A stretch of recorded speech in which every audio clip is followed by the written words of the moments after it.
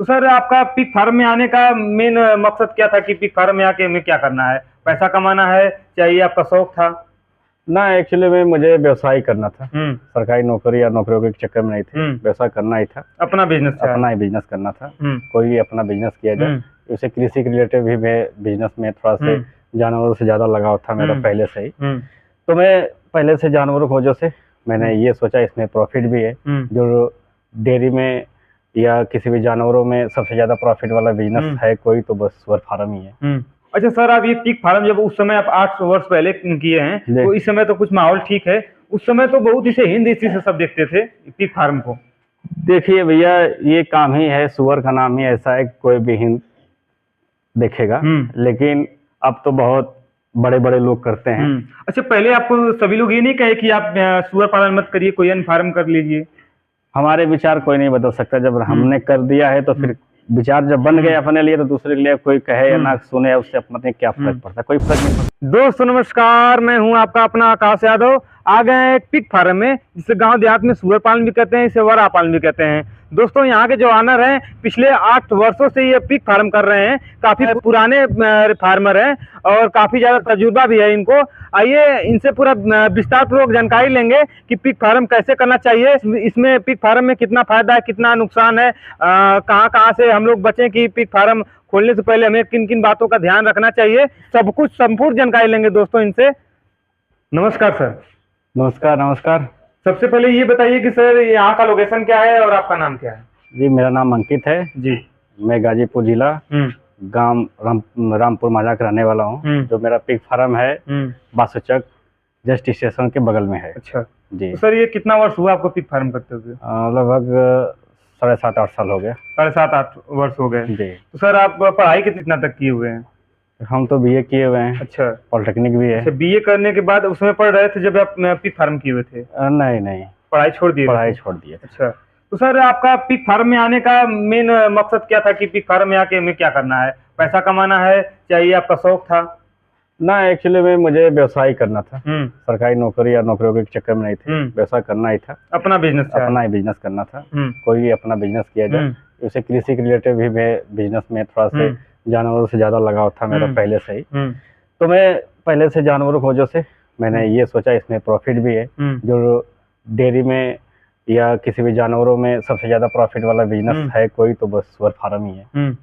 Sir 8 वर्ष पहले आपका इतना बड़ा फार्म था कि छोटा फार्म था पहले? पहले तो मैं चंदौली में फार्म स्टार्ट किया था। हुँ, 2020 लॉकडाउन के बाद हुँ, यहाँ स्टार्ट किया हूँ। हुँ, जो यहाँ मैंने स्टार्ट किया था, हुँ, बस यही जो एक रोड से स्टार्ट किया था, हुँ, जो इधर से यहाँ से लेकर के हुँ, एक रोड है।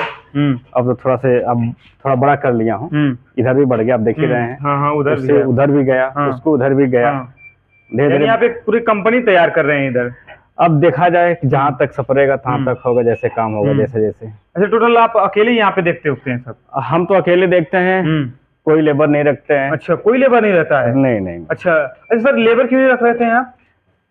लेबर हम क्या करेंगे? हुँ। लेबर का रहने का मतलब क्या है? जहाँ काम भी उतना होना चाहिए ना। हुँ। इसमें काम ही कितना होता है? बहुत से लोग तो बहुत आपसे कम जानवर रखे रहते हैं, उसके बावजूद लेबर लगाए रहते हैं। दिखावा के लिए। अच्छा, कि बहुत ज़्यादा इनकम है हाँ, इसमें? इनकम है, बहुत ज़्यादा है। बहुत ज़्यादा जो पैसा कमा हम रहे हैं? 12-15 हज़ार देंगे, वो 12-15 हज़ार हम बचाएंगे। हुँ। थोड़े-थोड़े से ही बचता है।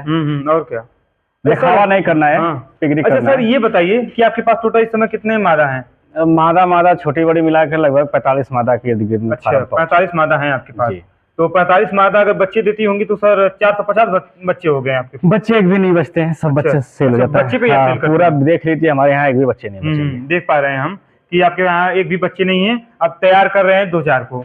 बस वही अपने लिए मादा तैयार करते हैं। अभी बीच में थोड़ा फैटना तैयार किया था हमने, देखते हुए भी। नहीं तो हम अधिक से अधिक अपना बच्चा ही सेल अच्छा सर, हम ये नहीं समझ पा रहे हैं कि आप 45 ही रखते हैं अपने फार्म पे? जितना जगह है उतना। पहले तो कम था, पहले तो 17-18 था, अब उधर बढ़ा दिया तो मैंने बड़ा कर दिया।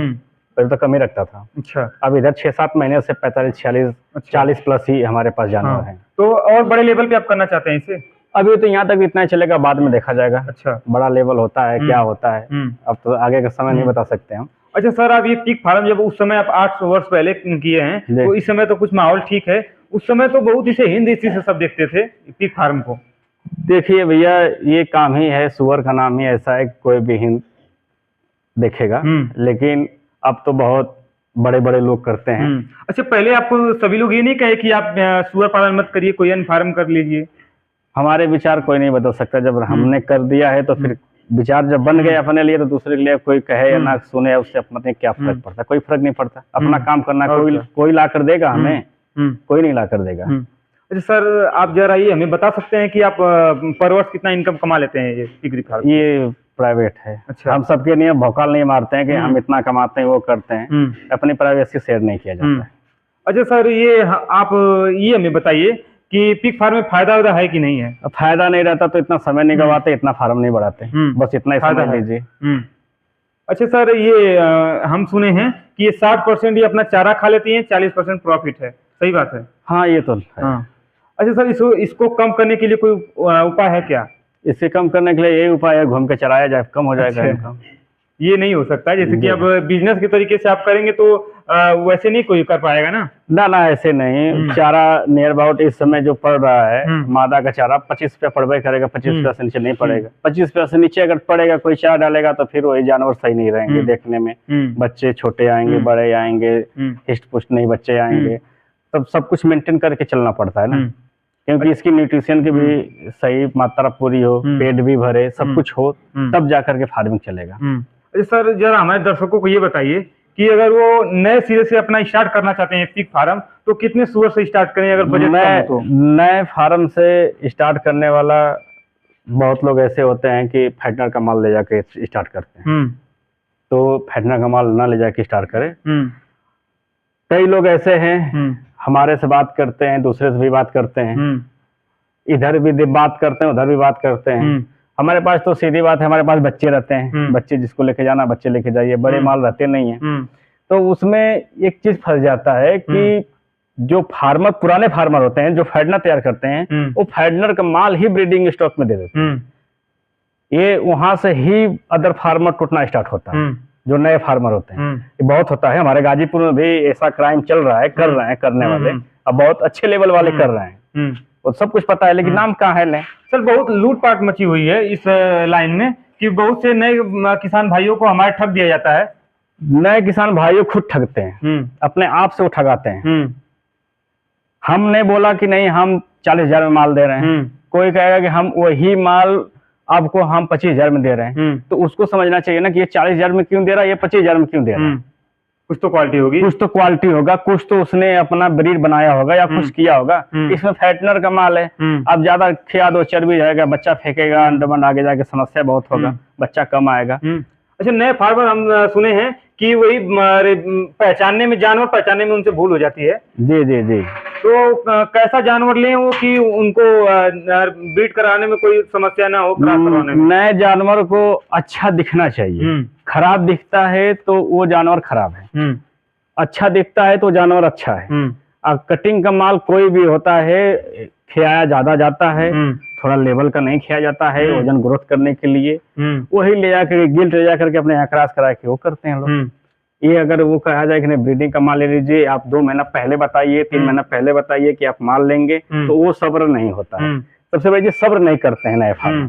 सब्र करेंगे तभी आगे जाके कुछ होगा, क्योंकि हम लोग वो करते हैं। हम लोगों का जब माल तैयार करना पड़ता है तो हम लोग अपने यहाँ बच्चा तैयार करते हैं। आगे जाने वाले समय में कि हम बच्चा से तैयारी करेंगे तो हम अपना माल अपने हिसाब से तैयार कर सकते हैं, क्योंकि इसको ये मादा नियर अबाउट 100 प्लस होनी चाहिए, प्रेग्नेंट होने के लिए तैयार, फर्स्ट टाइमर, और कम से कम 33 से नीचे नहीं होना चाहिए। अच्छा। उसे ब्याज से लेकर के 33वें हफ्ते के बाद जाके उनको क्रॉस कराना चाहिए। जी। अच्छा, तो सर जरा हमें ये बताइए कि आपका ये जो आपका ये फार्म है कितनी स्क्वायर फीट में होगा सर सब पूरा? भैया ये तो हमने गणना नहीं किया है, अब कहेंगे तो इंचिंग टेप लेकर के नापा जाए दोनों भाई। नहीं भाई। अच्छा, ये यहाँ पे आपके जानवर हैं, काफी हष्ट-पुष्ट नजर आ रहे हैं, जरा हमारे इनके जानवरों को जरा दिखाइए हमारे दर्शकों को। आप इसमें हम देख पा रहे थे कि आप ड्यूरोक रखे हुए हैं एक, ये कहाँ की नस्ल है सर? ड्यूरोक तो हमने पंजाब से मंगाया है। अच्छा। फॉरेन की नस्ल है, इंडिया की नस्ल है नहीं। अच्छा, ड्यूरोक बहुत लोग पालते हैं, उससे नुकसान रहता है हमारे क्लाइमेट के लिए? क्लाइमेट में नुकसान रहता है नहीं रहता है, जैसे ज्यादा डिरोक्स है वो नहीं काम कर सकते। अपने यहाँ क्लाइमेट के लिए लार्ज वेट लैंडरेस ही सही है। वो रख सकते हैं क्योंकि इनका आने वाले समय में ग्रोथिंग इनके बच्चे का सही होता है, फाइटनर पर्पज के लिए वो रख सकते हैं। हाँ वो रख सकते हैं। पूरा अगर सोचे कि पूरा फार्म में ब्रीडिंग स्टॉक पे पूरा चलाया जाए अपने क्लाइमेट में, जिस हिसाब से गर्मी पड़ता है, सर्दी पड़ती है, क्योंकि टेम्परेचर बहुत ज्यादा अप डाउन होता है, तो उसके मद्देनजर देखते हुए अपने यहाँ लार्ज वेट लैंडरेस सही है। डीरो के काग रख सकते हैं, उसका टेम्परेचर मेंटेन कर सकते हैं।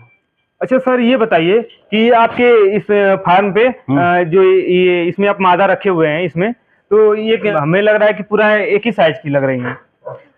भैया एक ही साइज की नहीं है, इसमें अपने हिसाब से बनाया जाता है कि आप किस हिसाब से अपनी मादा को टोटली हमें लग रहा है कि 100 प्लस ही होंगी।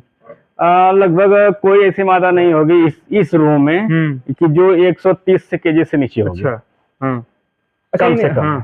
अच्छा, ये मिनिमम इनका कितना वेट रहना चाहिए कम से कम? हम तो क्रॉसिंग आपको अभी बताया ना 100 प्लस होना चाहिए। तो लेकिन हम भी यहाँ गलती करते हैं, हम बहुत दूध के धुले नहीं है, हम ये नहीं कहेंगे। हम भी 90-95 केजी पे क्रॉस करा रहे हैं। अच्छा, हाँ 100 प्लस नहीं हो पा रहा है हमारे से भी, क्योंकि थोड़ा से समय का अभाव देखते हुए काम चल रहा है। क्योंकि इधर का आप देख रहे हैं और पीछे से मेरा जो लाट भी लगा हुआ है, वो लाट भी बनाना है, हर महीने में 6-7 का डिलीवरी लेना है, तो उसको मद्देनजर देखते हुए कोई 90-95 हो जा रही है, तो कोई 85, 82, 83 ऐसे पे भी हम क्रॉस करा रहे हैं। अच्छा, इसके आने वाले समय में 100 केजी प्लस ही क्रॉस कराएंगे। जब अपना लाट बन जाएगा, सब कुछ सुरक्षित हो जाएगा, तो 100 प्लस ही क्रॉस कराएंगे। अच्छा सर, आपने कहीं से ट्रेनिंग लिया होता है? नहीं, कहीं से ट्रेनिंग नहीं लिया। ट्रेनिंग लिए हुए इन्हीं में आए, इन्हीं में सीख रहे हैं? हाँ, इन्हीं में आए, इन्हीं में सीख रहे हैं, आज तक भी सीख रहे हैं। जब तक करेंगे तब तक सीखेंगे, कोई सीख नहीं पाता है। अच्छा सर, बहुत से फार्मर पिग फार्म खोले और बंद हो गए, इसका क्या कारण हो गया? इसका कारण हो गया है जो नए फार्मर खोलते हैं ना, ब्रीड का चुनाव बहुत ऐसे होते हैं, हबड़ा करके 4-5 यहाँ से ब्रीड लिए, 10-5 यहाँ से ब्रीड लिए।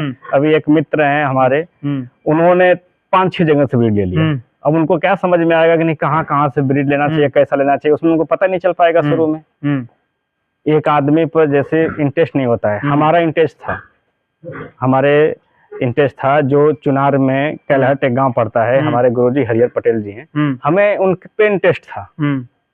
हमने उन्हीं से सब कुछ सीखा, फोन से सीखा, वार्तालाप किया फोन से, हमें जा करके नहीं सीखा। इंटरेस्ट रहेगा। अगर खराब फार्मर है, खराब फार्मर पर भी कोई इंटरेस्ट दिखाएगा ना, तो सक्सेस ही होगा।